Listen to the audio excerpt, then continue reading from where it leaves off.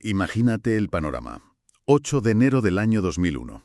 El mundo corporativo global estaba dominado por un gigante que, parecía no tener techo. La séptima empresa más grande de la lista Fortune 500, nada menos. Exacto. Una máquina absoluta de generar dinero que reportaba más de 100.000 millones de dólares en ingresos anuales y tenía 20.000 empleados. Y lo que más repetía la prensa salmón en aquel entonces era que la revista Fortune la había coronado como la empresa más innovadora de América. Y ojo, durante 6 años consecutivos. Era el paradigma intocable. El nivel de devoción que despertaba en Wall Street rozaba casi lo religioso.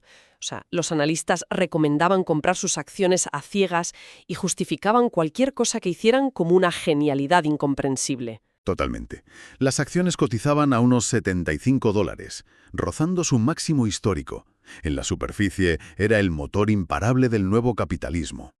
Hasta que dejó de serlo de la forma más violenta imaginable. Fíjate que en cuestión de exactamente 24 días, todo ese imperio colosal colapsó hasta los cimientos. 24 días. ¡Qué locura! Sí. 74.000 millones de dólares en valor para los accionistas, evaporados. Las pensiones de esos 20.000 empleados quedaron reducidas a cenizas. Y la onda expansiva fue tan brutal que se llevó por delante a su auditora, Arthur Andersen. Que era una firma centenaria y una de las 5 más grandes del mundo en ese momento. Hablamos, por supuesto, del caso Enron. Eso es. Un colapso que reescribió las reglas del juego financiero para siempre. Y a ver, el propósito de nuestro análisis a fondo de hoy va mucho más allá de relatar, otra historia de crímenes de cuello blanco. La intención que tenemos es puramente educativa. Porque este caso es probablemente la autopsia corporativa más valiosa que existe para entender los principios del value investing o la inversión en valor. Claro. Y para mí, la parte más escalofriante de toda esta historia no es el tamaño del agujero contable, sino que las señales de alarma eran públicas. Esa es la premisa que hace que esto sea tan fascinante. Cualquiera, de verdad, cualquiera con acceso a Internet y una calculadora básica podía ver que los números de Enron rozaban el absurdo. Estaba todo ahí, en los estados financieros oficiales, a la vista de todo el mundo. A ver, da la sensación de que es como... Imagínate un truco de magia en un teatro. El mago sale al escenario, se remanga la camisa hasta los codos para que veas que no esconde nada raro y empieza a hacer el truco a cámara lenta a plena luz del día. Y se ven los hilos. Exacto. Los cables se ven, las trampillas están abiertas. Y sin embargo la gente decide aplaudir rabiosamente porque la ilusión es demasiado bonita como para estropearla mirando de cerca. Una narrativa de crecimiento infinito tan seductora que los mercados, los bancos y los reguladores decidieron dejar de mirar los cables de forma colectiva. Tela. Por eso, al terminar este monográfico, la idea es que quienes nos escuchan tengan las herramientas necesarias para no dejarse deslumbrar por ese pipo de magos. Vamos a extraer un checklist, un manual de supervivencia de 7 puntos para detectar fraudes financieros antes de que ocurran. Pero para entender cómo se monta una ilusión de 100.000 millones de dólares, primero hay que mirar qué vendía la empresa realmente. Porque no empezaron siendo este gigante hipercomplejo. Que va, sus orígenes son de lo más tradicionales y, francamente, superaburridos. En 1985, Enron se formó bajo el mando de Kenneth Lay. Un hombre con una red de contactos políticos envidiable en la Casa Blanca. Sí, pero su negocio principal era tender tuberías de acero por Texas para transportar gas natural. O sea, la definición de gestionar el peaje de una autopista, pero para gas. Construyes la infraestructura, dejas que el gas pase por tus tubos y cobras una tarifa fija. Cero glamour. Tienes ingresos predecibles, pero no vas a salir en la portada de las revistas de tecnología por un crecimiento explosivo. Claro. Y ese ritmo monótono chocaba de frente con las ambiciones de la cúpula. Y el punto de inflexión llega en el 90 con Jeffrey Skilling. Un perfil radicalmente distinto. Skilling era un exconsultor estrella de McKinsey, graduado con honores en Harvard, y traía una visión que iba a mutar el ADN de la compañía por completo. Plantea algo inaudito. Dice, oye, vamos a dejar de ser una empresa de infraestructuras y nos convertimos en un mercado financiero. Que Enron no gane dinero moviendo gas físicamente, sino haciendo trading con los contratos de ese gas. Tratar la energía como si fueran acciones en bolsa. Y claro, el apetito no se quedó ahí. Empezaron a especular con electricidad, con carbón, acero, papel. Hasta crearon un mercado para especular con el ancho de banda de Internet, como si los megabytes fueran barriles de petróleo, de locos. pasaron de ser dueños de activos físicos a operar como un gigantesco casino de derivados financieros. Pero claro, cuando analizas este modelo de negocio con lupa, las costuras saltan de inmediato. Aquí es donde los números empiezan a chocar con la realidad. Exacto. Es cierto que reportaban ingresos brutos astronómicos, superando los 100.000 millones. Pero el detalle letal que Wall Street ignoró por completo es que casi el 94% de cada dólar que entraba se iba directamente en costes. Ostras, o sea, el margen neto era inferior al 1%. Inferior al 1. Para ponerlo en perspectiva para la gente que nos oye, los supermercados, que operan con algunos de los márgenes más ajustados del mundo, ganan bastante más dinero por cada euro facturado que Enron en su mejor momento. Era un negocio de puro volumen, pero sin alta calidad. Y aún así, el mercado lo valoraba con múltiplos estratosféricos propios de una tecnológica. Y sostener esa ficción requería una maquinaria interna brutal. Se formó un triunvirato, con Ley como el vendedor carismático, Skilling como el visionario implacable. Ah, el de la cultura despiadada, ¿no? La de evaluar y despedir. Las calificaciones era despedido fulminantemente, sin contemplaciones. Es que esa cultura es clave para entender la psicología del fraude. Si sumas un entorno donde te echan a la calle cada 12 meses a un sistema de bonos millonarios por cerrar contratos a corto plazo, estás creando el caldo de cultivo perfecto. O sea, si me vas a echar por no llegar a la cuota, me invento la cuota y listo. Y esa presión nos lleva al tercer arquitecto del desastre, el director financiero Andrew Fastow, el encargado de crear la complejidad para ocultar que el margen real del 1% no daba para sostener el precio de la acción. Y aquí es donde la magia negra contable entra en juego, porque la directiva tuvo que inventar literalmente los beneficios. Mediante un truco contable llamado Mark to Market, Skilling logró convencer a los reguladores para aplicar este criterio a contratos de energía a muy largo plazo. Y la mecánica de esto es alucinante. Enron firmaba un contrato hoy, calculaba cuánto creía que iba a ganar con ese contrato durante los próximos 20 años y contabilizaba todo ese beneficio estimado en el trimestre actual. Una desconexión total de la realidad. Registraban predicciones optimistas a 2 décadas vista como si ya estuvieran ingresadas en el banco hoy. O sea, volviendo a un ejemplo de andar por casa. Imagina que abro un local de CrossFit. Alguien entra y firma una permanencia por 20 años. Que ya es mucho imaginar. Ya te digo. Pero bueno, con la contabilidad tradicional yo registraría esos 50 euros de la cuota mes a mes a medida que el cliente paga. Pues con el método de Enron, en el instante en que esa persona firma, yo apunto 12.000 euros de beneficio neto en mi cuenta de hoy. Me da igual si el cliente quiebra o si el gimnasio se incendia mañana. Yo ya he dicho que he ganado 12.000 euros. Y el nivel de distorsión de esto llegó a extremos caricaturescos.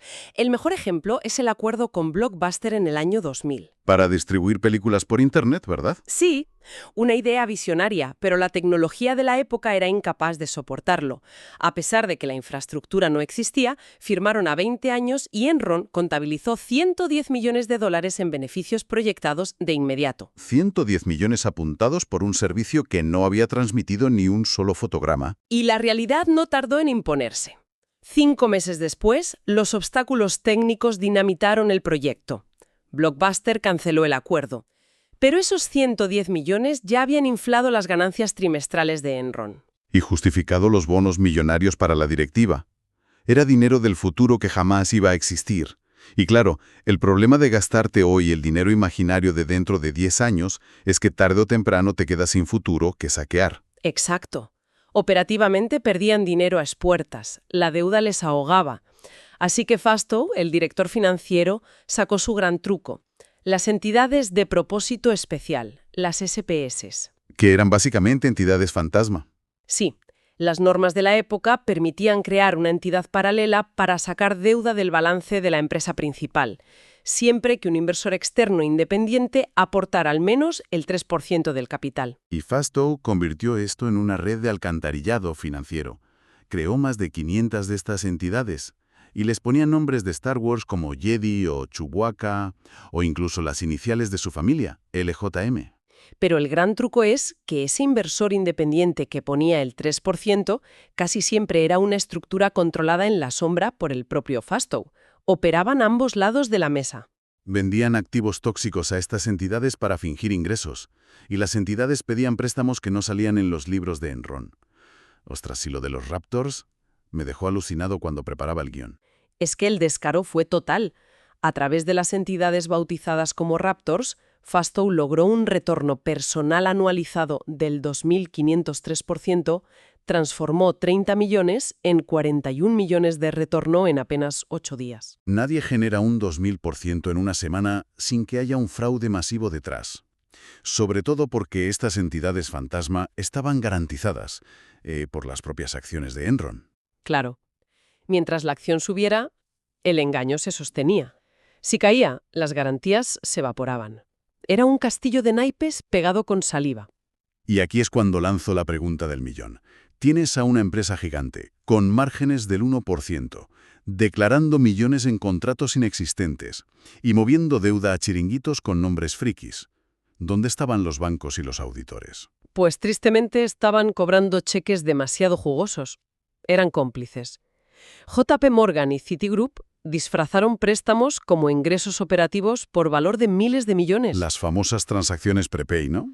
Que el banco les daba 500 millones en efectivo, pero lo disfrazaban como si fuera un cliente pagando por adelantado, por gas natural, maquillaje contable puro. Y Merrill Lynch compró unas barcazas en Nigeria por 28 millones, solo para que Enron fingiera 12 millones de beneficios ese trimestre y cumpliera con las previsiones.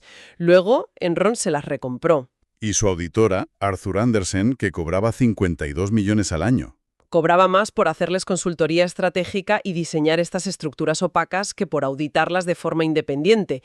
Terminaron triturando toneladas de documentos físicos. Con este nivel de complicidad, parece imposible que alguien de fuera pudiera ver la verdad. Pero aquí es donde brilla el value investing. Los números gritaban el desastre. Totalmente. Los documentos obligatorios, la cuenta de resultados y el flujo de caja mostraban grietas gigantescas. La divergencia estructural era la gran alerta. Entre 1997 y el año 2000, Enron dice que multiplicó por 10 su beneficio neto, de 105 a 979 millones. Pero su caja real, el efectivo, era mínima o negativa. El beneficio neto es una opinión, pero el flujo de caja es un hecho. Es como el equivalente financiero de tener un amigo que presume de que le han subido el sueldo a 1 millón al año, pero su cuenta siempre está en números rojos y te pide sueldo para el taxi después de cenar. Esa divergencia significa que el crecimiento es mentira. A eso le sumamos la métrica del coste de capital frente al retorno, el ROIC contra el WACC.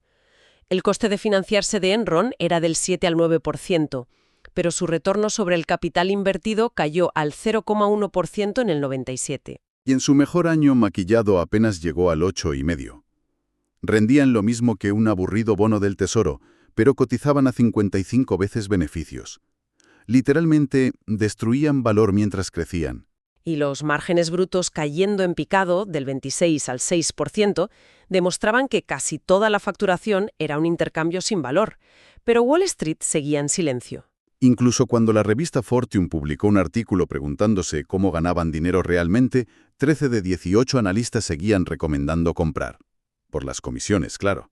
Solo analistas objetivos, como Jim Chanos, que se puso corto en el año 2000, vieron la realidad, porque la gravedad financiera al final hace su trabajo. Y vaya si lo hizo.